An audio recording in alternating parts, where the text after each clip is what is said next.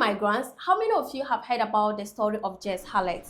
She used to campaign strongly against immigration, and she was part of the 6 British people that took part in Channel 4 series, Go Back to Where You Came From.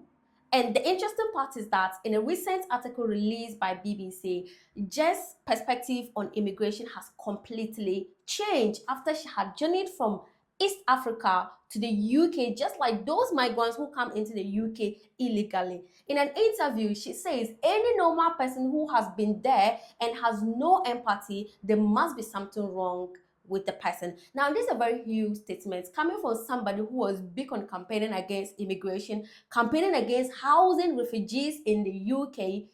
Something must change her mind, and the reality must be bigger than what is prevailing on social media. Now, we're going to look at the details of this article. It's a very short story, but I believe that it's going to have a huge impact on the immigration debate in the country.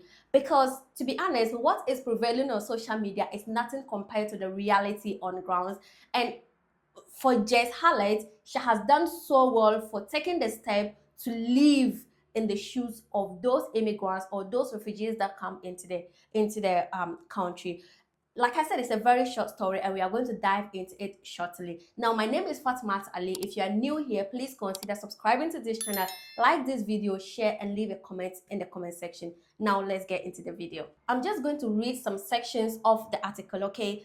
Jess underwent the journey via people smuggling routes, experiencing the terror of small boat crossing, trekking through the African desert, and climbing over border crossing.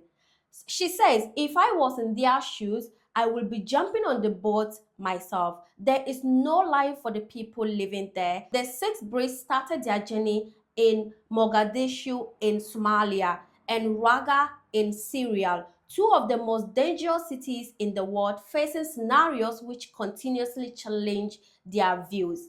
The show features clips of Jess before the experience, where she was adamant her views won't be changed in the process. As somebody who has gone through the immigration process, I know how challenging it can be, even if it's done legally. But imagine having no legal options or legal routes at all. Imagine knowing that where you are living with constant or in constant danger. What will you do? Wouldn't you take any chance that you have? Jess admitted that what you see on the internet is nothing compared to what you see in person. That is the problem. Many opinions on immigration are formed from online misinformation rather than the real life situation. Now, before this experience, Jess was actively campaigning against the hotels in her city being used to house refugees. And just like any other person, they fear that, immigration was out of control. So they needed to do something, even without having the real fact information, even without really understanding it. But after going through this journey and experiencing what she experienced, walking in the shoes of those refugees, of those migrants that enter into the country without options, that took any chance they had, her perspective changed. And this highlights a very key issue. Many fear what they don't understand. People who are against immigration, those who are anti-immigration, have perhaps never met a refugee, perhaps have never had a discussion with somebody who had to flee their home country for their life, perhaps has never had a conversation with migrants of how it feels like to have reached where they are today, or to go through the process to be here in the UK. Maybe if they did, would their views change like Jess Hallett?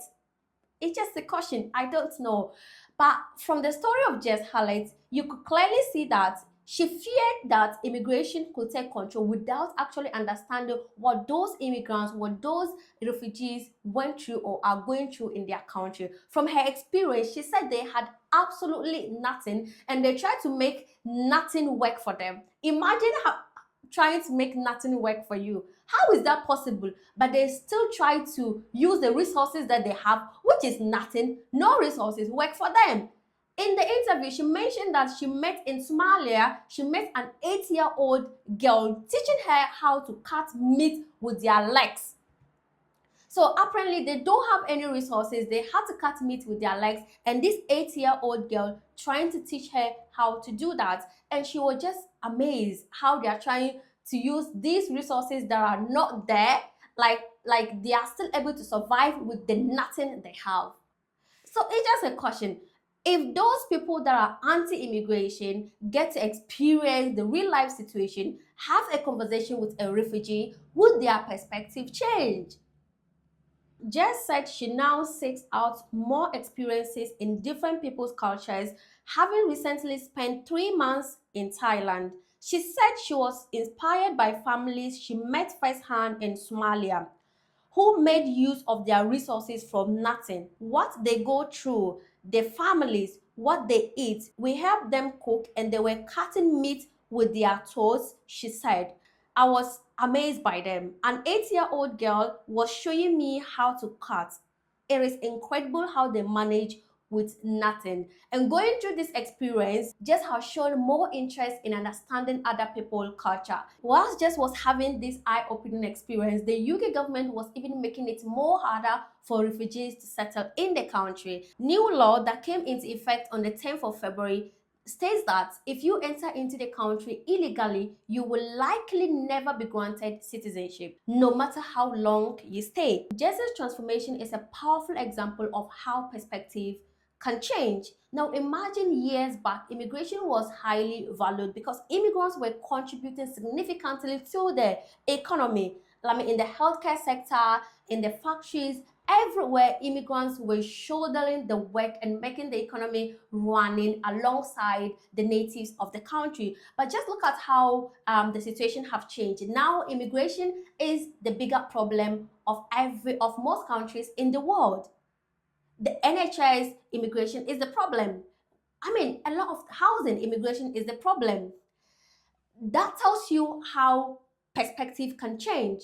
Immigration is a complex issue, yes, but at the core of it are real people with real struggles. What do you think? Should more people take the time to truly understand the migrants' experience? That is not to say that there are no people that are taking advantage of the whole thing.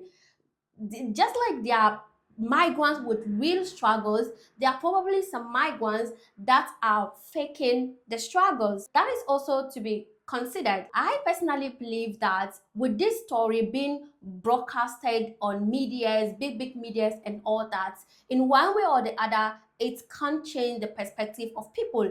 It will probably make those who are really big on immigration try to take the opportunity to live the life of those immigrants. Let us understand what they claim they are going through, if it's actually true, and by doing so they may be able to discover the reality.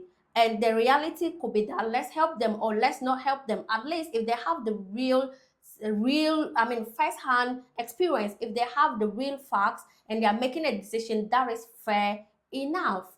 Okay, I just thought to share this article with you if probably you haven't seen it, and I feel like it's a really nice article for migrants to read. Now if this was insightful, if you find this really interesting and helpful, do not forget to share it as many people as possible who may like to read or who may like to hear about this particular article or Jess's story. And if you have not subscribed to my channel at this point, please consider doing so. Leave your comments in the comment section, okay, and like the video. Like I said, share it to as many people as possible. I'm gonna see you in my next video. Bye.